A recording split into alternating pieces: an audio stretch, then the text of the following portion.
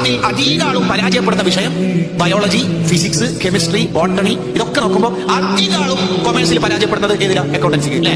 എന്ന പോലെ ആഖിറത്തിൽ നോക്കുമ്പോൾ അധിക ആളും പരാജയപ്പെട്ട രണ്ട് ടോപ്പിക്: ആരോഗ്യ സമയം, യുവത് ഫിക്സ് സെക്കൻഡ്, സമയം, ഒഴിവ് സമയം. Last seen today WhatsApp 12:36. ഈ വിഷയത്തിലാണ് അധിക ആളും പരീക്ഷയിൽ തോക്ക്. അതാണ് നബി സല്ലല്ലാഹു അലൈഹി വസല്ലം തങ്ങൾ പറഞ്ഞത്, നിഅമതാനി മഖ്ബൂലുൻ ഫീഹിമാ കസീറുൻ മിനൻ നാസ്. ഇവിടുത്തെ ബയോളജി, കെമിസ്ട്രിയിൽ ഇംപ്രൂവ്മെന്റ് സെപ്പറേഷനിലുണ്ട്, ആഖിറത്തിൽ അതില്ല. ഇംപ്രൂവ്മെന്റ് സെപ്പറേഷൻ എഴുതാൻ പോയിക്കോട്ടെ, എക്സാം സെന്ററിൽ നിന്ന് ചോദിക്കുകയൊക്കെ ചെയ്യും. ആഖിറത്തിൽ നരകത്തിലെത്തിയ മനുഷ്യൻ അള്ളാഹിന്റെ അടുത്ത് ചോദിക്കും, എന്നെ ഒന്ന് ദുനിയാവിലേക്ക് തിരിച്ചേക്കോ. എന്തിനാണാവോ? എന്തിനാ? അള്ളാഹിനെ ചോദിക്കും, എന്തിനാ? ഞാൻ പിന്നെ ദുനിയാവിലെത്തിയിട്ട് നന്നായിക്കോളാം എന്ന് പറഞ്ഞാൽ ശരിക്കും പഠിച്ചിട്ട് പരീക്ഷ എഴുതിക്കോളാം. അപ്പൊ അള്ളാഹു ചോദിക്കും, എത്ര വയസ്സിലാണ് മരണപ്പെട്ടെ? എത്ര? 38 വയസ്സിൽ പെട്ടെന്ന് ആക്സിഡന്റിൽ മരിച്ചു പോയതുകൊണ്ടാണ്. ഓ പാവം, 38 വയസ്സില. അതേ 38 വയസ്സിലുള്ള അബ്ദുള്ളയും റിയാസും ഫവാദും അതല്ലേ സ്വർഗത്തില്?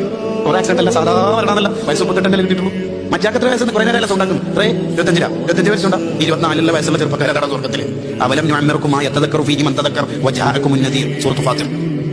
നിന്റെ അതേ ആയുഷ്കാലുള്ള എത്ര ആളാണ് സ്വർഗത്തില്? ദുനിയാവിലേക്ക് തിരിച്ചു പോകണം പോലും. അല്ലാഹ്.